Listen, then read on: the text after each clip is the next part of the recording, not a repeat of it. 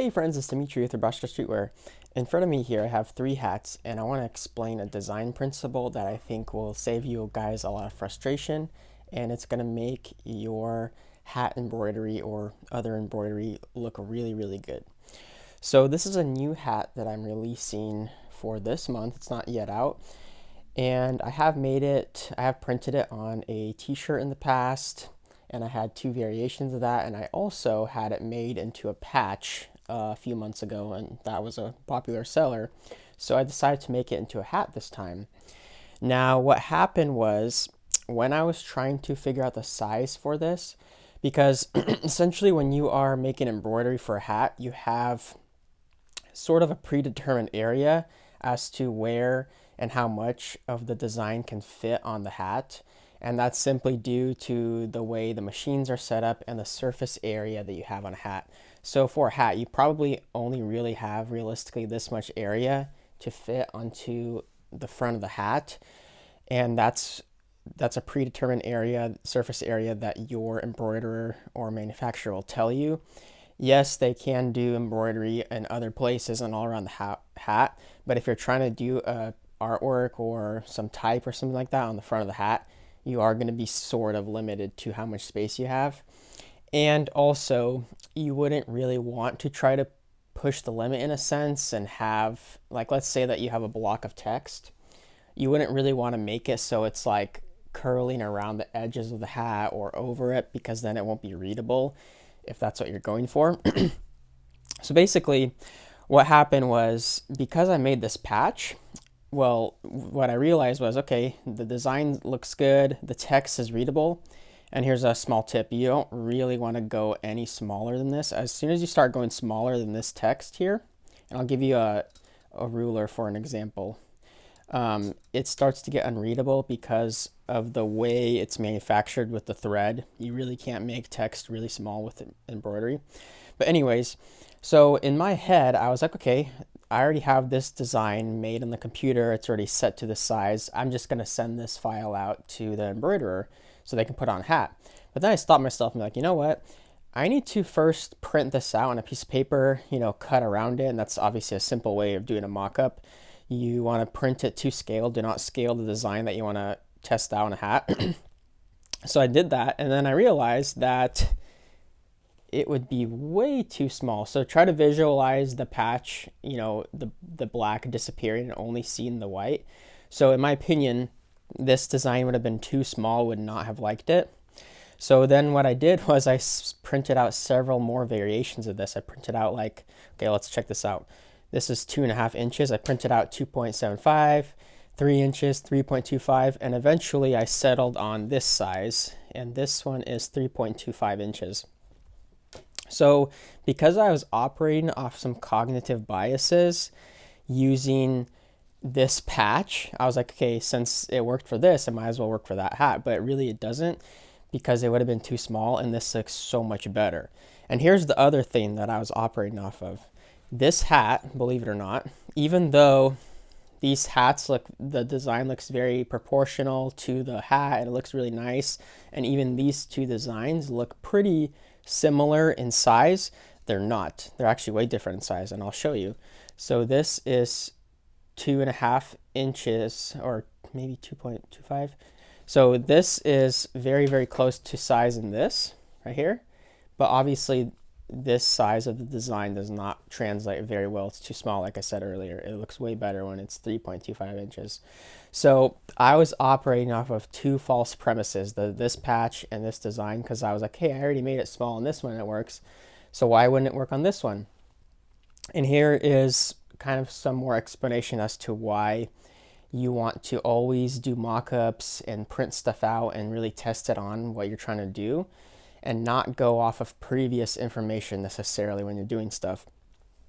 The reason why this design, even though they're similar in size, but they look drastically different, is because it has a lot of negative space. And I have a little illustration here to explain that. So negative space is essentially the space around the subject area. So the subject area on this hat is all of the green thread. That is the artwork, that's the subject. The negative space is all of the space around it. So here's a perfect example of the patch. All the negative space is all of the black. For this design right here, there is a lot of subject area and it's very tightly packed in. So there's a lot less negative space. Imagine an imaginary box around here. So really there'd be a very few negative spaces here. And I'm going to show you on the illustration more to help define this concept. So let's have artwork A and artwork B. So artwork A, let's imagine that we have a circle, and imagine the circle is embroidered thread. And then we have a logo, and the logo simply says A, B, and C. Now let's go to artwork 2. We have a logo that says A, B, and C. So here is the kicker. When you are sending files to the embroiderer, the manufacturer, these two artworks are the same size to them. The reason why is because they take up the same length and height. So as you could tell, this logo, this little illustration here, that has a circle that goes from the top to the bottom, and then it has the artwork from this A, B, and C, and this goes from the left all the way to the right. It's the same with this illustration here. You have the ABC. This artwork extends all the way to this edge, all the way to this edge, all the way to this edge right here, all the way to this edge right here. So in a manufacturing sense, these two artworks are taking up the same amount of surface area. The only difference, though, between these two subjects is that this one has less negative space than this one right here. That is why this hat example, it's a little bit confusing to your eye because this design has a lot more negative space than this design. That's why this design, even though it's a little bit smaller than this one, they still look relatively proportional to each other. And some of this is a little bit objective, but this concept is very, very true. When you're designing something for a hat, think about the negative space here and positive space, and think about, always keep in mind that sometimes it's better to make stuff bigger or smaller depending on the context. So for this patch, this is a very common size for a patch. Obviously the artwork has to fit within these bounds, but for a hat, it looks a little bit better when it's spread out more. And here's another example of something that's interesting. So these two sizes here, this hat and this patch, the artwork is exactly the same. And this was an example where it worked perfectly for this patch and for this hat, and I didn't have to alter it.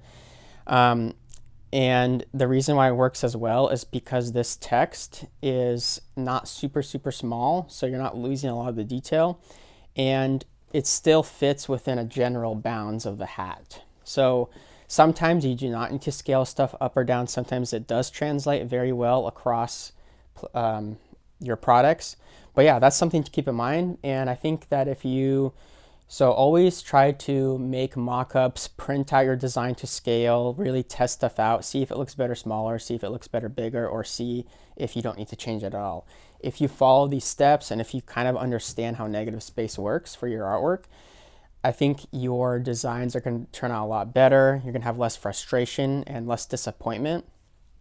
Because I know for sure if I made this embroidered on the hat, it would have been too small and I would not be satisfied. And I'm glad that I didn't pull the trigger and just send a file right away. I'm glad that I did a mock-up and printed it out and all that kind of stuff. So yeah, that's just a little story for this new hat. And if you guys got any value of this video, or if you have any comments or questions, you can leave them down in the comment section below, and I'll catch you guys later. Thanks.